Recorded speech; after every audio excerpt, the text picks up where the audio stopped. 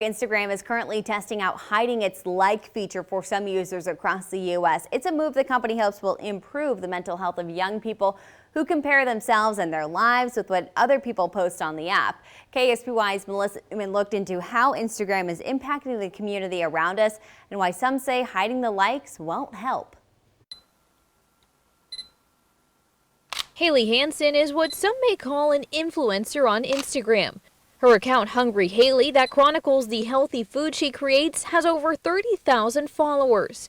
The key to some of that success comes from covering traditional recipes and trends. But then I think we also have a very new wave of paleo baking and gluten-free baking and all sorts of things that deviate quite a bit from the traditionals and the classics. And so I stand somewhere in the middle, and I think that's what makes me stand out. Haley says her account started without the hopes of garnering a large audience and was surprised when she started getting recognized out in the real world. Weirdly enough, it gave me a lot of confidence that I think I was lacking, and just that I found my passion and I'm good at it. But she cautions people, not everything you see on the app is what you think.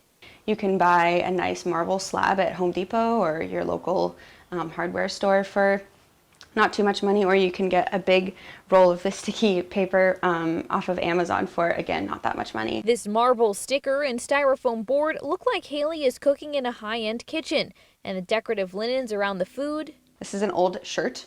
Again, saving money, happy to let you know that this is a tank top I don't wear anymore, and it looks good in pictures. While Haley's making money from sponsored posts, she doesn't plan to make it her full-time job. I thought about it for a little while, but spending this much time on social media, and I don't even spend much time on it comparatively, it's pretty draining, and it's always there. You know, it's not your 9 to 5, it's 24 hours a day, it's on your phone. Not all influencers are as transparent as Haley, and that's causing concerned parents at Laguna Middle School in San Luis Obispo to take action in support of their kids' mental health. This came to us from our PTA. It's kind of an idea around not just how kids interact with social media, but really how social media interacts with them. Earlier this school year, the school's PTA paid for a viewing of the documentary Like. Scalade says this movie goes over several issues like the impact social media has on our day-to-day lives. The fact that sometimes kids get up and the first thing they do is check their phones, and their own thoughts aren't even theirs. They start with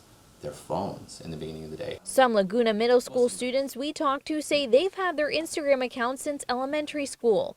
Pretty much everyone in our grade has some sort of account. Combined, these 3 middle schoolers have over 1,100 followers. They say some of their classmates feel the pressure to post all the time and keep tabs on how many likes their pictures will get. I've definitely looked about how many likes I had, but it's like not really, like, it doesn't affect me that much. Yeah, same type of thing. I've noticed like whether I have more or less than other posts, but I don't really, like, I wouldn't take my picture down just because it has less than another one. Yeah, I definitely do look at my likes, but they're not gonna like make me feel lonely or make me feel sad about myself. If Instagram were to take away the like feature, these kids doubt it would have an impact on their self-esteem. I think maybe one thing is like maybe get rid of the comment section, because like I know that's where a lot of maybe negative thoughts come from and can really affect someone if they're looking at that constantly. In San Luis Obispo, Melissa Newman, KSBY News. It's unknown at this time if Instagram will permanently remove likes from its platform. It's estimated there are 500 million users on Instagram every day, 1 billion every month. Dr. Aubrey Adams, an assistant professor at Cal Poly, analyzes how social media impacts our lives. She believes that because people are so selective in what they post and often only post what will put them in the best light, it can lead to negative thoughts for those who follow them online. That might start to make them, or anybody, start to feel down on themselves and that, oh, my life just isn't as great as someone else's. So it's probably not particularly healthy to be comparing the worst parts of your life to the best parts of somebody else's life. Adam says social media can be helpful in connecting people with groups that have similar interests, but cautions if we lose quantitative likes, we could potentially lose that sense of community or acknowledgement of what others like as well.